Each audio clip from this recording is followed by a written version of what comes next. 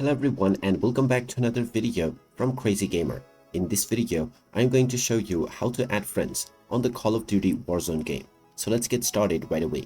First of all, open up the Call of Duty Warzone game on your device. And once you open it up, you will be taken into the home page. Now from here, if you wish to add friends, just click on the friends icon at the top right corner, which will open up the social tab.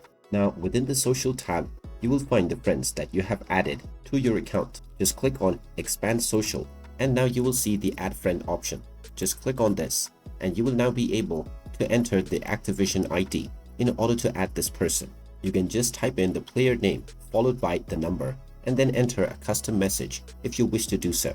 Finally, click on the send request button and you can also click on the search in Steam option, which will allow you to find the friends that are within your Steam account. After adding your friend, they will need to accept your request that you have sent from their friends tab.